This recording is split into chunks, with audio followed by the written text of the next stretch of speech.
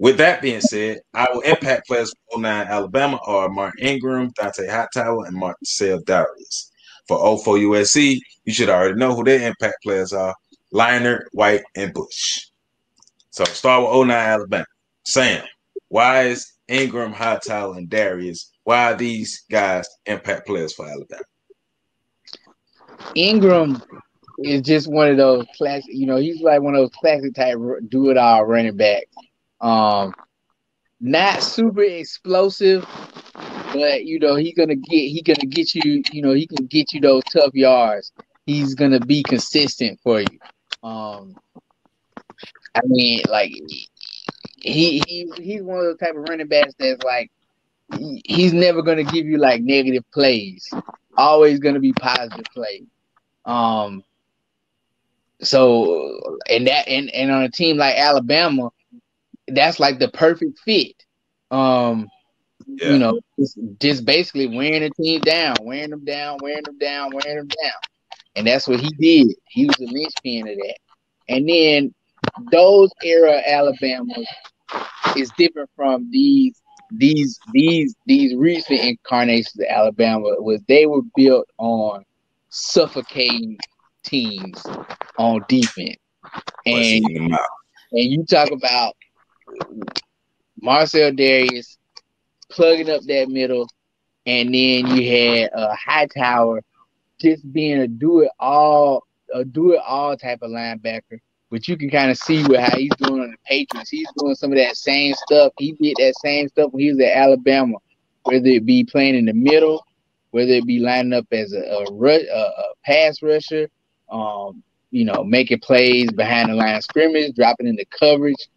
He could do everything and get everybody set up on that defense. And like I said, these era of Alabama teams, these were the era of they was just going to suffocate their other team's offense to death.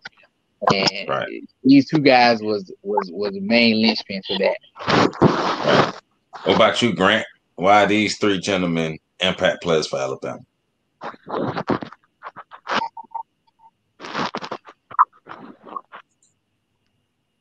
Yeah, Mitchell. Back in 2009, this was that era of Nick Saban football, where their whole philosophy was run the ball and play defense. And those teams were built along the offensive line and defensive line.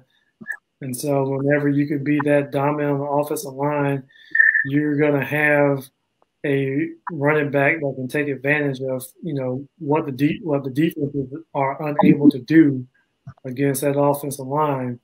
And, that team didn't really rely on the quarterback all that much to win the game. So the ball was in his hand a lot of the time. And there would be times where they would just line up in the Wildcat and he would just take over the game. And so a lot of that is why he ended up, winning the Heisman Trophy that year.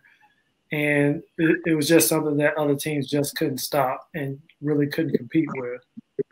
And then you turn to the defense where, they were just dominant. You weren't going to score, and you were going to have only a few possessions in the game to score. And you're dealing with someone who can get to the quarterback at any time you want, with Darius on the end. And then you had one of the best linebackers in the country that year, the quarterback of the defense, a comp to Jonathan Vilma type linebacker at Miami. And so you get those three together, and it just wasn't a lot teams could deal with when they faced Alabama. Right. What about you, Doc? Man, Grant literally said the same thing I was thinking in my head when it came to Hightower. Like Vilma. Like that's what I think of when I think of Dante Hightower. Like is like that Vilma anchor. You know what I mean? Claiming him and Darius, like they were like classic Alabama defensive people, defensive guys. You know what I'm saying? Like your prototypical guys that you look for when you go recruiting. These are the guys that stand out. You know what I'm saying? And how that transition to this exact team You know what I'm saying? Like when you talk about impact, like I said a few weeks ago, these are the guys you game plan for. You know what I mean? These are the guys you don't want to disrupt your game, and they do it anyway. And it's hard. It's hard to beat guys that's going to blow up your game plan. It just is. They're going to do what they're going to do because that's who they are. And then Mark Ingram being a fall forward guy, he's like Sam said, he's not going to give you many negative plays. He's a workhorse. He's going to run you down, and then to the point your defense is extremely tired, and at the end of the game they scoring 3, 4, 5 extra touchdowns because you just can't keep up no more. And in that season, that's just what he was. Like you said, he's not the most explosive, but he's a positive guy. Like he's run for in between the tackles, running back, but you couldn't do nothing about it. So yeah, I thought Ingram was an impact player because Ingram was a running back whose game was going to translate to the NFL, which it did. It translated well to the league. For one, like we talked about, the way he runs the ball, that downhill runner. He's not going to be the fastest on the field. He might run a 4.5, but maybe 4.6. But he can get the job done. 4 yards in the cloud of dust. So that's classic running back. But I always enjoyed his pass catching. I thought that was one of the most important parts of his game: his pass catching and his blocking. And of course, unless you're a football purist, you don't really give a shit about running backs blocking. But if you like us, you like football, the ins and out. A running back who can't block is so aggravating. Oh, you get him out the game. Right, you got our quarterback kid. Right. But a running back who can block, man, that's a quarterback's best friend. But see, so Ingram could block well, and he was a quarterback's friend in blocking and receiving because he don't have ETN hands, but those flares out of the backfield, those screens, those 5-yard outs and ins and whatever you need, Ingram could do that well. Darvish reminds me of like Jernigan. He was that mold of player, that mold of D lineman, that D tackle who would control and dominate the middle. And you're not getting past this, you're not getting past that. That Gilbert Brown, that Tony Saragusa. Now, what made him better than Gilbert Brown or Saragusa was the frequency in which he would get to the quarterback. And then Dante Hightower, man. I mean, hell, y'all done already said it. Hightower is one of those Alabama linebackers that you expect the linebackers today to be, but then you got to realize, that's Hightower. Because didn't Hightower end up playing for the Patriots? Yeah. And so I think this is around the time where you saw Bill Belichick drafting a lot of not just SEC players, but a lot of Alabama players. And those Alabama defenders fit well into that New England offense. Just think about that. I mean, that New England defense. Just think about that. And then we talk about in the stretch of New England with Tom Brady and they winning. And you got Bill Belichick going out of his way to make sure he draft SEC defenders, but mainly Nick Saban defenders. So to me, that's why them boys were special, man. All three of them. And Hightower's intelligence was off the chart, man. All right. So we got Bush, White, and Lionel. Why was Bush, White, and Lionel impact players? 2 Heisman and one like a Heisman finalist too. One Lindell of a Heisman for one at one point. I mean, what else do you say? Like, how do you? I mean, arguably 3 of the best players in the country in the same backfield. Like, how do you even start the game plan for that? Like, you don't know where to begin. And even when you game plan for it, after the game you lose by 40, you think about, okay, what everything we wanted to stop, we didn't stop. And they were just them guys, you know what I'm saying? And I mean, that's hard. That's I don't even got to go one by one. Just go back and look at those guys, man. They all were just outrageous for that 04 season. I mean, that's just hard to stop. Like, between all of them, you just pick one. Yeah, this may be And I know how I feel about the Alabama boys, but this three may be the greatest. This may be the best trio of the impact players that we've seen so far. I'm just put that out there. So, what about you, Grant? Man, like Doc says, you got two Heisman winners, and then you had the backup running back led the nation in rushing touchdowns. Right. Like, how do you defend that? You take the Heisman Trophy winner out, and then you put in another guy who probably translate better to the NFL than your Heisman Trophy running back. Yeah. And then you got an elite quarterback. Yeah. Good luck. All us. Hey, man, what about you, Sam? I mean, bro, Reggie Bush just was, like I said, a wild touchdown with ATM, but I mean, like Reggie Bush, he took that to a whole nother level. I mean, he was one of those guys that like you had to see. I mean, like you had to see this guy. And then, like, I remember when he was coming out for the league, the thing that stuck out to me, I remember Mel Kiper saying something about, like, if you took him and because he wore number 5, if you took him and changed it from 5 to 85, put him at wide receiver, he would still be a top 2 pick. Because he was that good catching the ball out of the backfield. He was that good. And what they would do sometimes, because, like, they had Lindell White, would line Reggie Bush up at receiver. Right. And like that would give you all kinds of headaches. And like I said, and Matt Leinart, I mean, making all the throws, you know, I mean, like I said, he had the Heisman Trophy that year before. And I want to say he was still a finalist this year when Reggie Bush won. So that team was just nuts. And I haven't even gotten to Lindell White. So, I mean, he just was a bruising back, but still had breakaway speed. Like Javard said, he probably was more of an NFL runner than Reggie Bush was, which is crazy to think about. Yeah. Man, look. They boys was ridiculous. Like, I'm trying to think of a better trio, like a more impactful trio. Because the first come to mind is Warford, Hilliard, and Anthony. But these three, man. They got who you got, Sam? Trophy win. Yeah, that's what I'm saying. I'm saying, like, because Leinart was just as good, if not better, than Warford. And like you just said, Reggie Bush at running back was just as good, if not better, than Hilliard and Anthony at receiver. Because especially just get the ball in his hands. Like I thoroughly enjoyed watching Lindell White play. Like I love to see a running back. I love to see running backs who, before they get the ball, they know when they hit somebody, they gonna take their soul.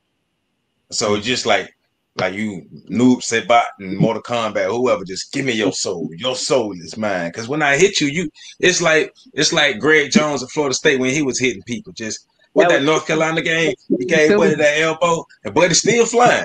But it's like, man, Lindell White was.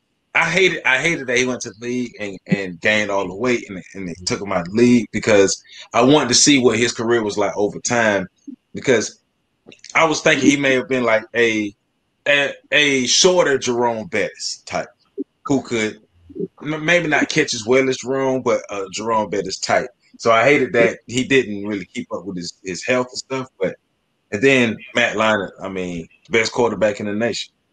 Matt Leinart could make all the throws. Matt Leinart wasn't big on making mistakes. He had moxie. He expected to win. He was a quarterback that went out and expected to make plays. He wasn't scared or timid, and I enjoyed that about my quarterback. Like, I can't say that about the opposing team quarterback, because he was just there. So, all right. So I'm not, like I said this. I said it earlier. Let me say it again. I think this is the best trio of all the impact players that we've displayed. That's just my opinion. But start with you, Doc. Between the two, which group of impact players you think is the best? USC. Self-explanatory. So is everybody in agreement? The thing that needs to be said about Reggie Bush is he is a created character on NCAA in real life. Right. The stuff that he did on the field just did not make sense. And it just doesn't look like someone could humanly do some of the things that he did. And it was so effortless the way he executed on the field. To be that good as a running back, whether you're in the eye or in the shotgun, to be able to pass protect, catch out of the backfield, catch out of the slot, catch line up wide, and return punts and kicks, and be a leader in all of it. It's just remarkable what he did while he was at USC. Yeah. So we all in agreement that SC got the best impact players. There it is. Yeah. Reggie Bush was special, man. Because I'm just here to think about it. All right, Bush was better than Ingram. It's not even close. It's not even close. Now the other two matchups is it's not fair because D lineman and linebacker versus running back and quarterback. But just Bush and Ingram, it's not even close. All right, so 09 Alabama meet 04 USA. USC neutral field, one game. Who win? Javard, they meet. Who win and why? I think Alabama's limitations in being balanced on offense would be a factor in this game.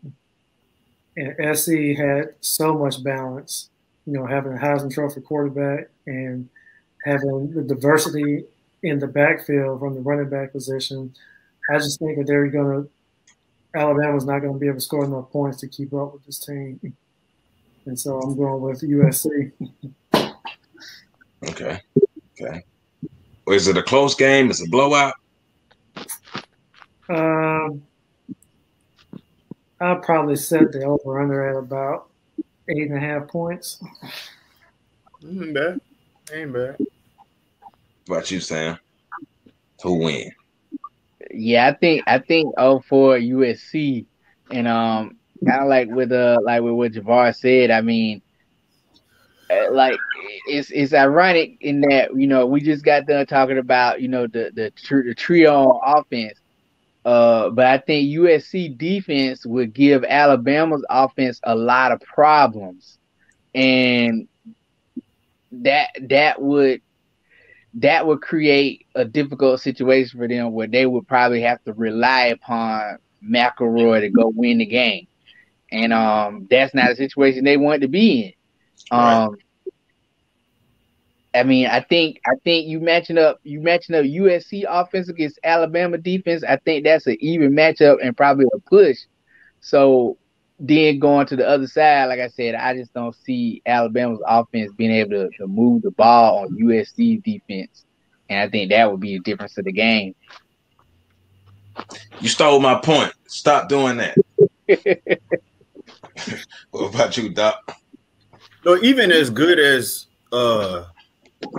Alabama's defense is, I still think they don't have an answer for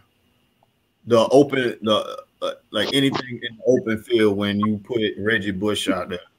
So, and then that creates mismatches everywhere else because now your eyes go somewhere else defensively, and you create one-on-ones all over the place. Because was Steve Smith on that team? Yeah, Steve Smith, Dwayne Jarrett.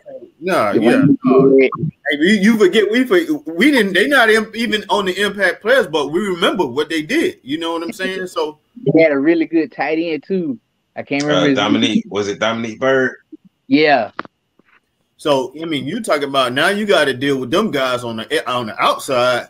And like you said, Alabama's not going to be able to go. They're not going to be able to score enough points to stay in this game. Right. I had USC by like 18. So for me, I think this is a game that'll come down to penalties and turnovers. because Alabama's defense is good enough to hang in there for like 3, maybe 3.5 quarters before it get bust wide open, before they get really worn down by USC's offense and maybe the frequency that USC's offense is on the field. Because to Sam's point, with this team, and it's unfortunate that people view it like this, but USC's defense was excellent. Like their defense was crazy good, and that is overlooked a lot.